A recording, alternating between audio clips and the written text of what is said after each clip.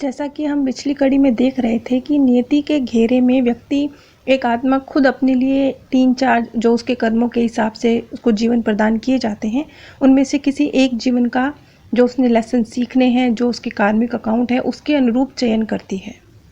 और नियति के घेरे में जो उच्च स्तरीय आत्माएं होती हैं, जिन्हें यहाँ पर समन्वयकर्ता नाम दिया गया है। हम समन्वयकर्ता उन आत्माओं को नाम दे रहे हैं जो नियति के घेरे में ये इस चीज़ का सामंजस्य बिठाती हैं कि किस तरीके से आपके कर्म हैं और किस तरीके से अब आपके लिए आपके कर्मों के मुताबिक 3 या 4 शरीर हैं, आपके लेसन के मुताबिक शरीर हैं।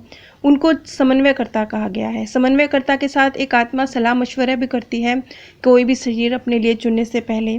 तो यहाँ पर डॉक्टर न्यूटन का सवाल था, मान लो तुमने घेरे में दिए गए जितने भी शरीर हैं उनमें से किसी एक शरीर का चुनाव तुमने अपने लिए कर लिया है, पर ये कैसे कह सकते हो कि जो समन्वय करता है वो तुम्हारे खिलाफ कोई चालबाजी नहीं कर रहे हैं, वो जानबूझकर इस तरह से नहीं कर रहे हैं कि तुम उन्हीं जो विकल्प वो चाहते हैं कि तुम चुनो, जो शरीर वो चाहते हैं कि तुम चुनो, तुम उसी शरीर का चुनाव करो। इस पर उस आत्मा का जवाब था कि नहीं, समन्वयकर्ताओं द्वारा इस तरह की कोई चालबाजी नहीं की गई है कि मैं उन्हीं के द्वारा जो शरीर जो वो चाहते हैं वो शरीर का चुनाव करूं। ये मेरा खुद का फैसला था कि मैं न्यूयॉर्क वाले शरीर को अपने लिए चुनूंगा। और जब उसने अपने लिए ये आखिरी फैसला ले लिया कि मैं अपने लिए यही शरीर चुनूंगा, तब जो समन्वय करता है वो ये देखने के लिए कि क्या वो संतुष्ट है, उसके साथ संपर्क करते हैं। अब जैसे अगला सवाल उससे पूछा गया कि नियति के घेरे में जो समन्वयकर्ता होते हैं, जो तुम्हारे लिए 3 या 4 या 5 शरीर का एक ऑप्शन रख रहे हैं, क्या वो जो सत्ताएं हैं, वो जो उच्च स्तरीय आत्माएं हैं, ये बदलती रहती हैं या ये हमेशा वही रहती हैं?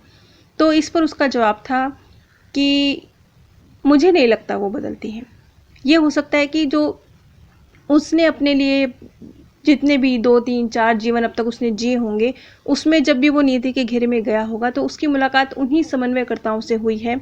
इसलिए उसका ये मानना है कि समन्वयकर्ता बदलते नहीं हैं, क्योंकि वो उन्हीं समन्वयकर्ताओं से बार बार मिल रहा है नियति के घेरे में। अब जीवन लेने की तैयारी करने से पहले वो अपने आत्मिक ग्रुप के साथियों से वापस आकर मिलता है, क्योंकि इन्हीं में से बहुत सारे आत्मिक ग्रुप के साथी उसके होंगे जो उसी के साथ धरती पर दोबारा जन्म लेंगे, थोड़ा आगे पीछे। अब इस केस में तो जो उसको शरीर जो दिखाए गए थे वो 4 ही शरीर उसके सामने थे, लेकिन ये गिनती बदल सकती है।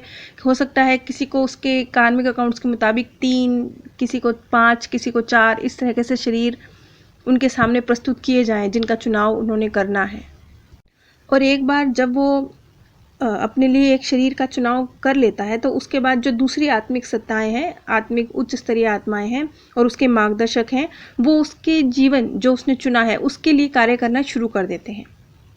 वो धरती पर जाए, शरीर धारण करे, उससे पहले की एक जो तैयारी है वो जो उच्च स्तरीय आत्माएं हैं और वो जो उसका मार्गदर्शक है उनके द्वारा शुरू पहले से ही कर दी जाती है, इससे पहले कि वो धरती पर शरीर ले।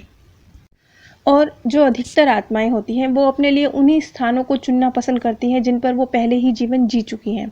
जैसे अक्सर ये सवाल भी पूछा जाता है कमेंट में कि क्या बात है कि जो विदेशी हैं वो विदेशी धरती पर ही जन्म लेते हैं और जो भारतीय हैं वो भारतीय भूमि पर ही जन्म लेते हैं, तो ऐसा क्यों होता है? जो ज़्यादातर केसेस, सब केसेस में तो ऐसा नहीं होता। ज़्यादातर केसेस में ये देखा गया है कि आत्मा अपने लिए उसी स्थान का चुनाव करना दोबारा प्रेफर करती है जिस पे वो पहले भी वक्त गुजार चुकी है, जीवन गुजार चुकी है।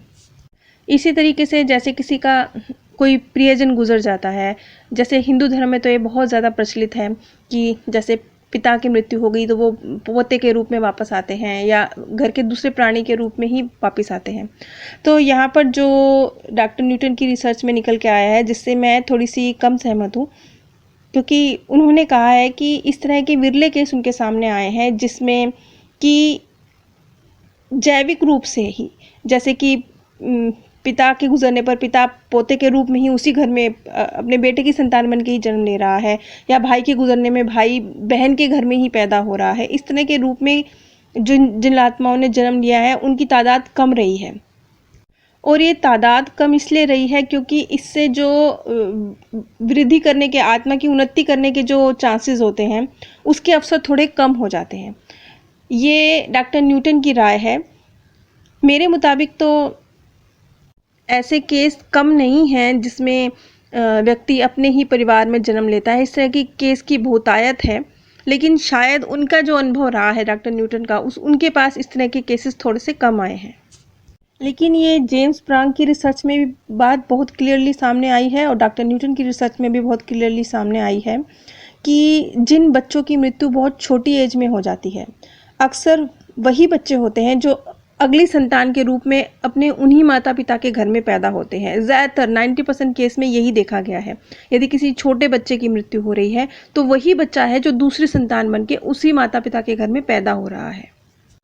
अब जैसा कि एक केस डॉक्टर न्यूटन के पास आया जिसमें एक व्यक्ति की मृत्यु बहुत ही जल्दी, कुछ ही महीनों में हो गई थी और फिर उसने जब दूसरा बर्थ अपने माता पिता के पास लिया था तो उससे ये पूछा गया था कि क्या कारण था कि तुमने इतनी जल्दी, जिस जीवन का अंत हो जाएगा, कुछ ही महीनों में अंत हो जाएगा, ऐसे जीवन का तुमने चुनाव किया।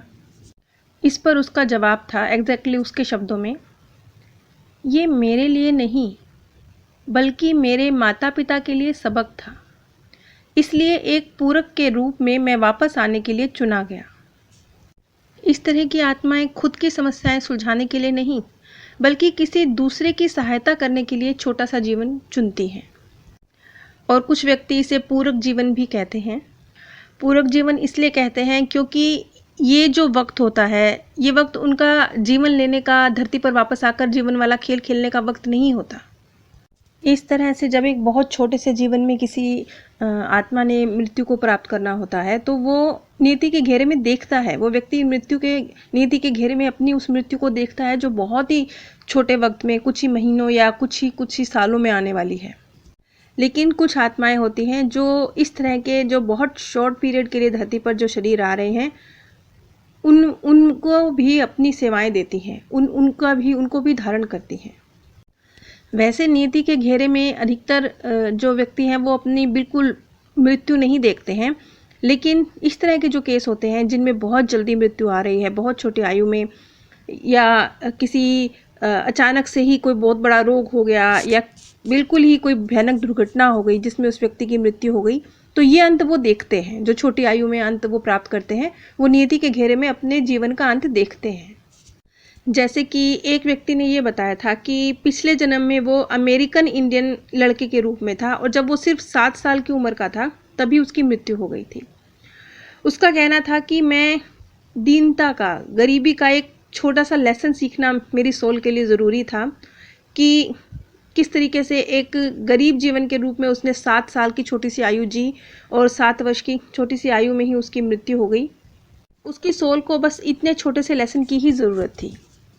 यहाँ पे एक और एक्सपीरियंस में, जैसे कि 3 महिलाएं थी जिनकी मृत्यु बहुत छोटी आयु में हुई। इन तीनों आत्माओं ने, जो कि यहूदी औरतों के रूप में उन्होंने जन्म लिया था, वो जानती थी एक नियति के घेरे में, उन्होंने तीनों को पता था कि उनकी मृत्यु किस तरीके से होनी है और कितनी छोटी आयु में होनी है, लेकिन फिर भी उन्होंने उस शरीर को धारण किया। और वो जो महिला थी, वो तीनों महिलाएं 1943 में 18 साल 19 साल की उम्र में थी जब वो लगभग उन तीनों का स्वर्गवास हुआ था। लेकिन उन दिनों ने जो साहस का लेसन सीखना था, उस मिशन में वो पूरी तरह से कामयाब हुई थी। बस यही एक छोटी सी उनकी 18-19 साल की आयु थी जिसमें वो अपना लेसन सीख कर, पूरा कर कर वापस आत्मालोक चली गई। किस तरीके से हम अपने लिए नए शरीर का चुनाव करते हैं, इसी के संबंध में अगली कड़ी को आगे बढ़ाया जाएगा। नीचे डिस्क्रिप्शन बॉक्स में मैंने आप सभी के साथ अमेज़ॉन के लिंक शेयर किए हैं। अगर आप इस लिंक के माध्यम से कुछ भी परचेज़ करते हैं तो बिना कोई आर्थिक नुकसान उठाए, बिना धन की हानि किए भी आप इस ज्ञान के प्रसार में सहयोग दे सकते हैं और हज़ारों लोगों के दिलों से निकलती सच्ची दुआओं के हकदार बन सकते हैं। अगर आपको ये वीडियो समझने में मुश्किल लगती हो तो मेरा second channel path of happiness, जिसका लिंक मैंने नीचे डिस्क्रिप्शन बॉक्स में दिया है, उस पर बहुत ही सिंपल, साधारण भाषा में, कहानियों के रूप में, बहुत सरल तरीके से ज्ञान को एक्सप्लेन किया गया है। लेकिन स्वाभाविक रूप से वो ज्ञान इतना गूढ़ भी नहीं है जितना कि इस चैनल पर। यदि आप उस सरल ज्ञान को सुनने की इच्छुक हैं तो कृपया मेरे सेकंड चैनल पर एक बार ज़रूर विजिट कीजिए। आप सभी पर परमात्म सौंदर्य, प्रेम और आनंद सदैव बरसता रहे। आप सभी दिव्य परम धाम में स्थान प्राप्त करें। जैसा कि हम पिछली कड़ी में देख रहे थे कि नियति के घेरे में व्यक्ति